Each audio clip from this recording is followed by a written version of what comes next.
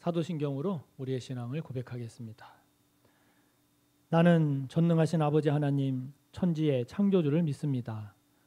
나는 그의 유일하신 아들 우리 주 예수 그리스도를 믿습니다. 그는 성령으로 잉태되어 동정녀 마리아에게서 나시고 본디오 빌라도에게 고난을 받아 십자가에 못 박혀 죽으시고 장사된 지 사흘 만에 죽은 자 가운데서 다시 살아나셨으며 하늘에 오르시어 전능하신 아버지 하나님 우편에 앉아 계시다가 거기로부터 살아있는 자와 죽은 자를 심판하러 오십니다. 나는 성령을 믿으며 거룩한 공교회와 성도의 교제와 죄를 용서받는 것과 몸의 부활과 영생을 믿습니다. 아멘. 322장 찬양하겠습니다.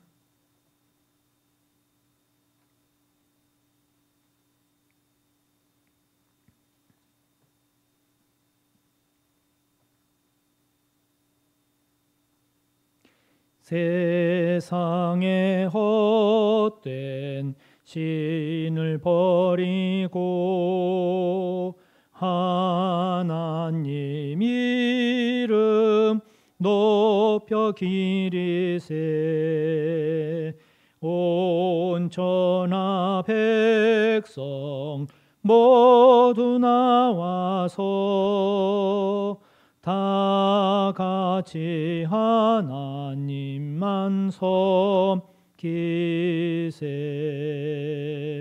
세상의 헛된 우상 버리고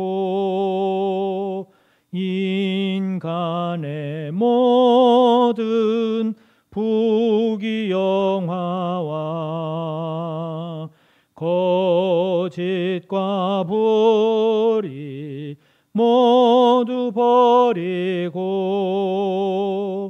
온전히 하나님만 섬기세 주님의 백성 서로 해하려 시기와 미움 아주 버리고 하나님만을 홀로 섬기는 천국을 어서 이뤄 주소서.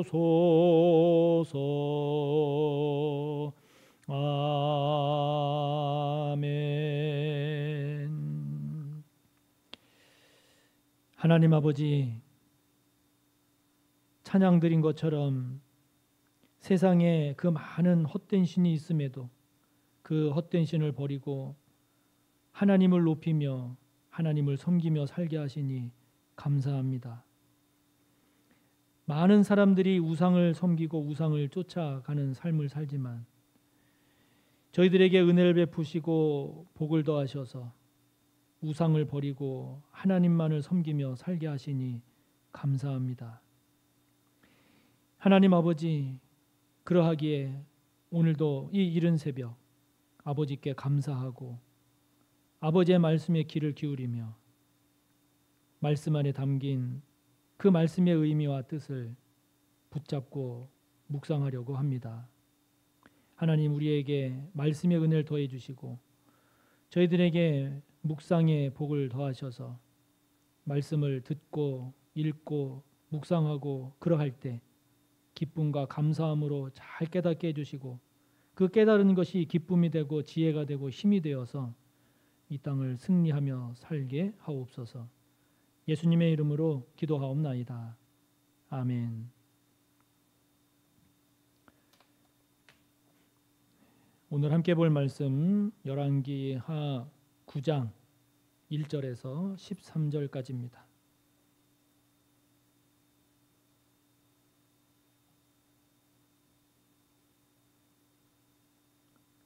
열왕기하 9장 1절에서 13절까지 다 같이 함께 보겠습니다. 선지자 엘리사가 선지자의 제자 중 하나를 불러 이르되 너는 허리를 동이고 이 기름병을 손에 가지고 길르앗 라못으로 가라. 거기에 이르거든 님시의 손자 여호사밧의 아들 예후를 찾아 들어가서 그의 형제 중에서 일어나게 하고 그를 데리고 골방으로 들어가 기름병을 가지고 그의 머리에 부으며 이르기를 여호와의 말씀이 내가 내게 기름을 부어 이스라엘 왕으로 삼노라 하셨느니라 하고 곧 문을 열고 도망하되 지체하지 말지니라 하니 그 청년 곧 그 선지자의 청년이 길르앗 라못으로 가니라. 그가 이르러 보니 군대 장관들이 앉아 있는지라. 소년이 이르되 장관이여 내가 당신에게 할 말이 있나이다. 예후가 이르되 우리 모든 사람 중에 누구에게 하려느냐 하니 이르되 장관이여 당신에게니이다 하는지라. 예후가 일어나 집으로 들어가니 청년이 그의 머리에 기름을 부으며 그에게 이르되 이스라엘 하나님 여호와의 말씀이 내가 네게 기름을 부어 여호와의 백성 곧 이스라엘의 왕으로 삼노니 너는 내 주 아합의 집을 치라. 내가 나의 종 곧 선지자들의 피와 여호와의 종들의 피를 이세벨에게 갚아주리라. 아합의 온 집이 멸망하리니 이스라엘 중에 매인자나 노인자나 아합에게 속한 모든 남자는 내가 다 멸절하되 아합의 집을 느밧의 아들 여로보암의 집과 같게 하며 또 아히야의 아들 바하사의 집과 같게 할지라. 이스라엘 지방에서 개들이 이세벨을 먹으리니 그를 장사할 사람이 없으리라 하셨느니라 하고 곧 문을 열고 도망하니라. 예후가 나와서 그의 주인의 신복들에게 이르니 한 사람이 그에게 묻되 평안하냐 그 미친 자가 무슨 까닭으로 그대에게 왔더냐 대답하되 그대들이 그 사람과 그가 말한 것을 알리라 하더라. 무리가 이르되 당치 아니한 말이라 청하건대 그대는 우리에게 이르라 하니 대답하되 그가 이리 내게 말하여 이르기를 여호와의 말씀이 내가 네게 기름을 부어 이스라엘 왕으로 삼는다 하셨다 하더라 하는지라. 무리가 각각 자기의 옷을 급히 가져다가 섬돌 위 곧 예후의 밑에 깔고 나팔을 불며 이르되 예후는 왕이라 하니라. 아멘.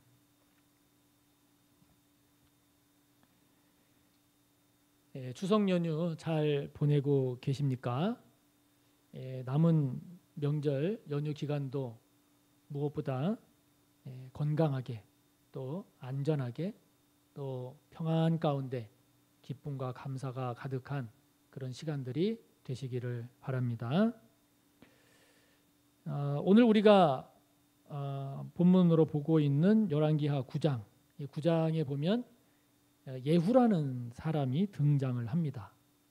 이 예후는 북이스라엘 역사에 있어서 다섯 번째 왕조를 연 그런 사람이 됩니다. 그래서 이 예후에게서 시작되는 북이스라엘의 다섯 번째 왕조, 예후 왕조라고 할 수 있겠죠. 그래서 예후로부터 4명의 왕이 이제 북이스라엘을 지배하는데 그게 약 100년 정도 됩니다. 예후로부터 예후 그 아들 이렇게 해서 4대가 100년 정도 북이스라엘을 다스리게 되는데 이 예후 왕조에 대한 내용이 오늘 본문부터 시작해서 15장 10절까지 쭉 전개가 됩니다.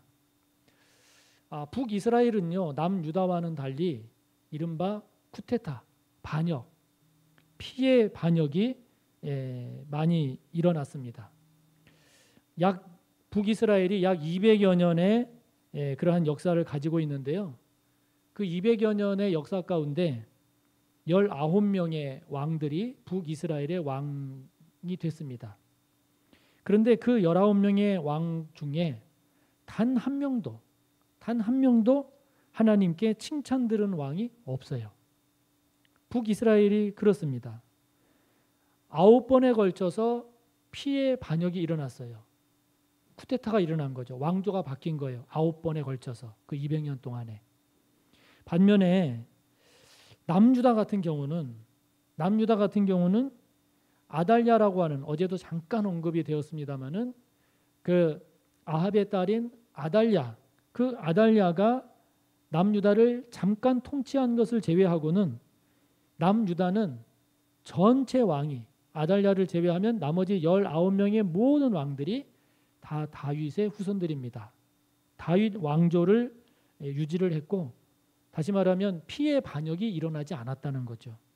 일어나지 않았습니다. 뿐만 아니라 그 아달랴를 제외하면 19명의 왕들 가운데 아사라든지 여호사밧이라든지 8명이 그래도 하나님께 칭찬 들은 왕들이 있었죠.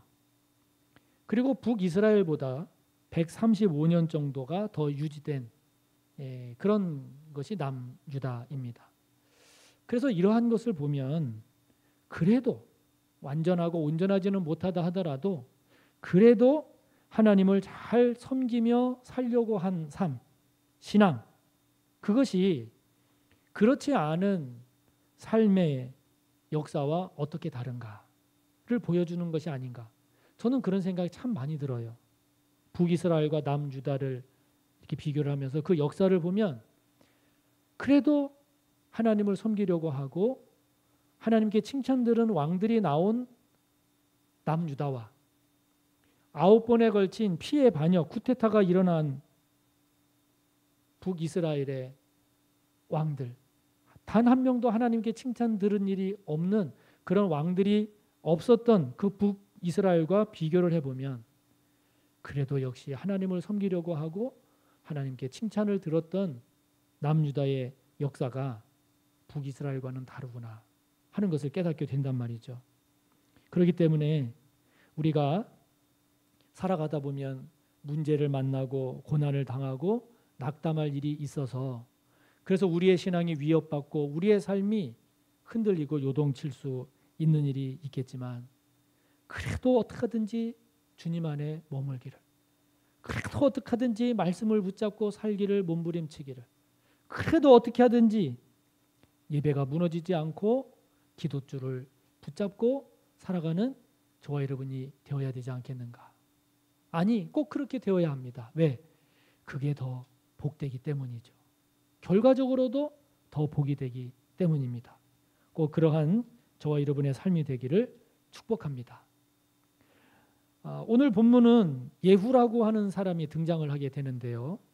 5절을 보면 이 예후는 북이스라엘의 군대 장관임을 알 수 있습니다. 그 군대의 아주 높은 지휘관임을 알 수 있어요. 본문의 내용을 보면 하나님께서 엘리사에게 이 예후라고 하는 사람에게 기름을 부어서 그를 북이스라엘의 왕으로 삼아라 하나님이 말씀하시죠. 그래서 엘리사가 자신의 제자 중 한 명에게 명하죠. 지시합니다. 예후에게 가서 이러이러하게 전하고 그리고 그 예후에게 기름을 부어서 북이스라엘의 왕으로 삼아라. 그렇게 지시를 합니다. 그래서 엘리사의 제자가 예후에게 가서 이러이러해서 당신에게 기름을 부어 당신을 이스라엘의 왕으로 삼습니다. 왕으로 삼노라 하고서 급하게 도망쳐 나갔다 하는 거죠. 이렇게 북이스라엘의 왕이 된 예후가 이제 아합 집안, 북이스라엘의 신앙을 아주 변질시키고 타락시키고 거기에서 머무는 게 아니라 한 걸음 더 나아가서 아예 우상을 섬기는 그러한 신앙으로 가게끔 했던 아합의 집안을 치죠. 그래서 24절을 보면 요람을, 즉 북이스라엘의 이 왕을 예후가 활로 쏴서 죽입니다. 그리고 본문 뒤에 9장 30절부터 33절을 보면 이세벨도 예후가 죽입니다. 결국 아합 가문이 아주 비참하고 처참하게 멸망합니다. 아합 가문의 멸망과 함께 예후가 등장하게 되는 것이 이 9장의 내용이 쭉 전개되는 거란 말이죠. 여기서 우리가 한 가지 한번 생각을 해봅시다. 아합 가문이 아주 비참하게 멸망합니다. 이러한 아합 가문의 멸망이 갖는 의미가 뭘까? 사실 이것을 우리가 그냥 인간적인 견지에서 보면 예후라는 장관이 쿠데타를 일으켜서 정권을 잡았구나. 예후라는 장군이 쿠데타를 일으켜서 그 앞선 왕조인 아합 왕조를 무너뜨리고 정권을 잡았구나. 정권을 잡으면서 후한을 없애기 위해서 아합 가문의 사람들을 다 죽였구나. 이렇게 생각할 수도 있죠. 그러나 우리가 이거를 성경의 가르침에 주목하고 본다면, 영적인 시각으로 본다면, 이거는 하나님의 백성을 우상 숭배로 인도하고 하나님을 섬기는 그 신앙을 변질시키고 타락시킬 뿐만이 아니라 아예 우상 숭배의 천국으로 떨어지게 한 그 죄악의 결과가 어떠한가, 그러한 가치관, 그러한 삶으로 살아간 그 결과가 무엇인가를 우리에게 잘 보여주는 거죠. 우리에게 잘 보여주는 겁니다. 그렇기 때문에 여러분, 하나님이 참 신이고 하나님만이 유일한 신임을 믿고 사는 삶이, 반대로 말한다면 그만큼 복됨을 우리에게 증거하는 거죠. 예수 그리스도가 참 우리의 구원자고 예수 그리스도가 우리의 영원한 유일한 구원자다라고 하는 것을 믿고 사는 그러한 신앙, 그러한 삶일수록 그 삶의 결과도 끝도 복될 것이다 라고 하는 것을 우리에게 말씀하는 거죠. 이런 아합 가문의 비참한 멸망을 통해서 우리가 깨달아야 할 것이, 성경, 하나님의 말씀, 이것이 진리고 이것이 참 생명이고 이것이 우리의 참 지혜다라고 믿고 그 말씀에 충실하면 충실할수록 복된 삶을 산다라는 것을 우리에게 가르치는 것 아니겠습니까? 아합 가문처럼 하나님으로부터 멀어지면 멀어질수록, 하나님을 떠나면 떠날수록, 하나님을 등지면 등질수록 죄와 악의 길을 걷게 되고, 그리고 그 결과는 멸망임을 우리가 잊지 말아야 하죠. 우리의 신앙 또한 그러한 신앙이 결코 되어서는 안 됨을 우리에게 보여줍니다. 그러므로 저와 여러분, 어떤 경우에도 아합의 길을 걸어가는 게 아니라 다윗의 길을 걸어가는 것이 그 결과적으로도 복됨을 잊지 말고 꼭 아합이 아닌 다윗의 길을 걷는 저와 여러분이 되기를 바랍니다. 그러한 아합 가문을 멸망시키는데 도구로 쓰임 받은 것이 예후란 말이죠. 예후입니다. 결국 이 예후의 등장이라고 하는 것이 하나님께서 아합 가문을 징계하시는, 심판하시는 하나님의 도구로 예후가 세워지고 쓰임을 받은 건데, 여러분, 우리가 여기서 잘 분별해야 할 것은, 알아야 할 것은, 하나님께서 예후를 아합을 멸망시키는 심판의 도구로, 채찍의 도구로 사용하셨다고 해서 예후 자신이 선하다는 게 아닌 거예요. 예후 자신이 의롭다는 게 아닌 겁니다. 예후가 가지고 있는 신앙이 올바른 신앙이다라고 하는 것을 보장해 주는 게 아니란 말이죠. 바벨론도 마찬가지고 아수르도 마찬가지 아닙니까? 그냥 하나님의 도구로 쓰임 받은 거란 말이죠. 그러니까 예후에게 있어서 중요했던 것은 자신이 아합 가문을 멸망시키는, 쓰러뜨리는 하나님의 도구로 쓰임 받는다라고 했다면, 여러분, 이게 얼마나 좋은 기회입니까? 하나님께서 예후에게 주신 얼마나 복된 기회입니까? 하나님 앞에 바르게 쓰임 받을 수 있는, 하나님의 영광을 드러낼 수 있는 이스라엘의 신앙을 다시 하나님을 향한 온전한 신앙으로 돌이키게 할 수 있는 얼마나 복된 기회입니까? 그런데 우리 본문 뒤에 10장 28절을 보면 이 예후가 이렇게 이스라엘 중에서 바알을 멸하기는 했지만, 그러나 이 예후 또한 여로보암의 죄의 길에서 떠나지 않았다. 다윗의 길로 가지 아니하고 북이스라엘을 세웠던 그 여로보암의 길로 걸어갔다 하는 거죠. 10장 31절을 보면 이 예후가 전심으로 이스라엘의 하나님 여호와의 율법을 지켜 행하지 아니하고 여로보암이 이스라엘에게 범하게 한 그 죄에서 떠나지 않았다. 이렇게 예후를 성경은 기록하고 있습니다. 그러므로 이런 예후의 모습을 우리가 보면서 무엇이 되는 것, 이 예후처럼 그냥 왕이 되는 것, 이것이 중요할 수도 있겠지만, 그러나 여러분, 왕이 되는 것만큼이나, 아니 더 중요한 건 뭐겠어요? 왕으로서 어떻게 살아갔느냐, 왕으로서 어떤 업적을 남겼느냐, 이게 더 중요하지 않겠습니까? 마찬가지로 우리가 또 우리의 자녀들이 무엇이 되는 것도 중요하지만, 즉 어느 대학에 진학을 했다, 어느 기업에 취업을 했다, 어느 지위에 올랐다, 사업을 어떻게 성공시켰다, 무엇이 됐다라고 하는 것도 중요하지만 더 중요한 것, 그것은 어떻게 살아가는가, 어떤 믿음의 길을 걷는가, 하나님 앞에서 어떻게 살았는가, 이게 더 중요함을 우리가 잊지 말아야 하지요. 그러므로 우리 모든 성도님들, 우리 성도님들뿐만 아니라 자녀들, 그 후손들 잘 될수록, 성공할수록, 승리할수록 결코 잊지 말아야 할 것, 더 하나님을 잘 섬기고 하나님께서 영광 받으실, 하나님께서 기뻐하실 우리의 삶이 진정 복된 그 길을 잘 걸어가는 저와 여러분 우리 모두가 꼭 되시기를 주님의 이름으로 축복합니다. 하늘에 계신 우리 아버지, 아버지의 이름을 거룩하게 하시며 아버지의 나라가 오게 하시며 아버지의 뜻이 하늘에서와 같이 땅에서도 이루어지게 하소서.